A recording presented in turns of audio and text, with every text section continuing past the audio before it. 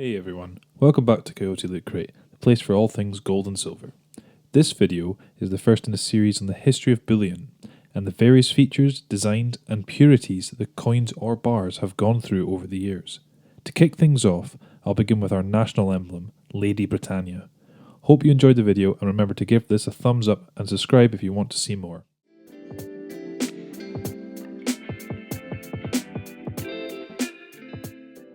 Nearly 2,000 years ago, a figure was shaped to symbolize a nation and its people. The Romans imagined a noble, graceful warrior and placed her on coins with the name Britannia, the new province they had claimed. Britannia has been reimagined many times as she has appeared on the coins of every British monarch from Charles II through to Her Majesty Queen Elizabeth herself. The artists of each age have depicted her in ways that reflect the ideas and style of their time. Through every incarnation, Britannia has taken on more layers of meaning and has come to embody the spirit of a nation. Or at least according to the blurb on the Royal Mint website, from which I stole that paragraph. Britannia coins are British bullion coins issued by the Royal Mint. They started with gold in 1987, followed by silver in 1997, and more recently platinum in 2018. There have been various depictions of Britannia, the feminine personification of the United Kingdom, and we're going to look at sort of some of the various designs that have happened since their incarnation and how they sort of developed over this time. At face value, the price of a 1 ounce Britannia gold is £100, and for 1 ounce of silver it's £2. Gold Britannia has been 24 carat since 2013, as before 2012 it was only 22 carat, with the non-gold part of that being copper until 1989 and then silver from 1990 onwards. The same for silver. From 1997 at its incarnation to 2012 it was only 95.8% silver. And fun fact, some of the 2014 coins were struck with incorrect obverse, which is the face side with the queen on it normally. There was a mix-up with the production, and the design for another Royal Mint coin, the Lunar Year of the Horse, was printed onto the obverse side, and it was jokingly named the Mule Britannia. So let's dive into some of the designs, starting from the first one in 1997, and see how they've sort of changed up to the present day. So in 1997, the initial design featured Britannia standing on her chariot with a couple of horses raging into what looks like the sea below her, but it could just be land. I'm not too sure. That was the first design based off, I guess, the Roman imagination of the charging Britannia heading into battle against her enemies. In 1998, the following year, it featured Britannia standing,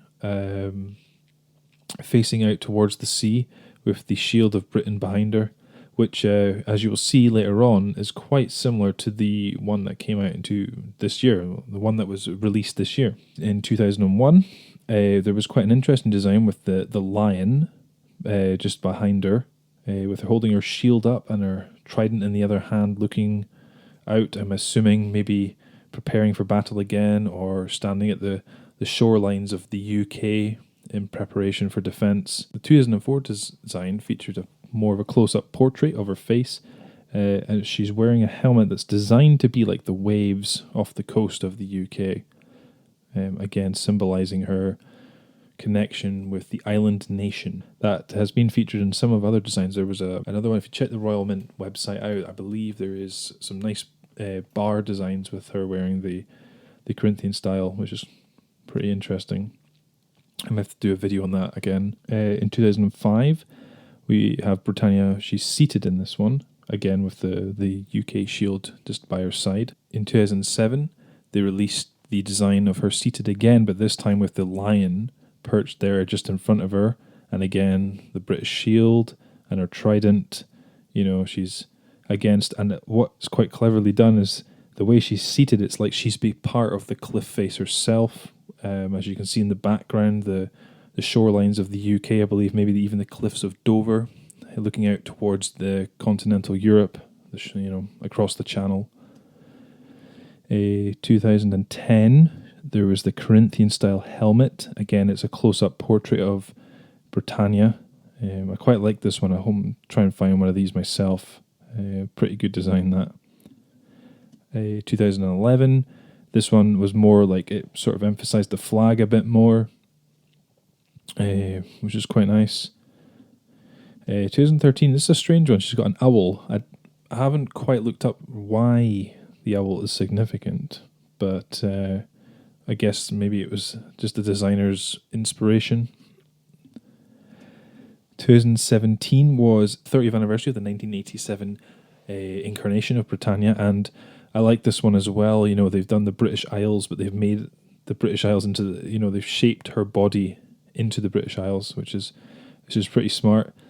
So again, this is another design I would really like to get my hands on where I can.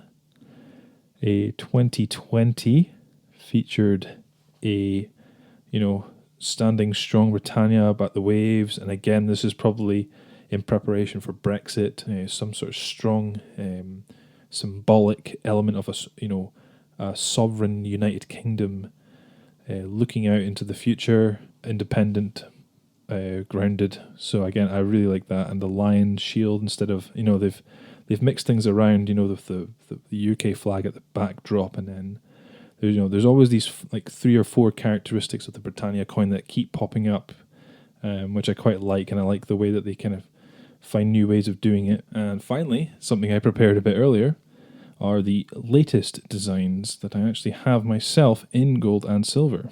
So as you can see here, we've got the silver Britannia. This is again quite similar to the 1998 design where she's standing looking out to sea. She's got the British flag by her side. So yeah, and as for the gold one, yeah, obviously it's the same design for 2021. Yeah, I really like the Britannia design. It's one I intend to keep collecting and stacking, should I say. Yeah, I really look forward to seeing what comes next in the design process, maybe for 2022. So yeah, this is the first video in a series on coin history and the design changes that have happened since their incarnation, and I look forward to sharing the next coin with you in the next week or so. Okay, well, thanks very much for watching, guys, and like I said, if you enjoyed this content, please like and subscribe, and look out for the next exciting installment in the series on coin history. Alright, this is Coyote Loot Crate. Cheers, guys. See you later.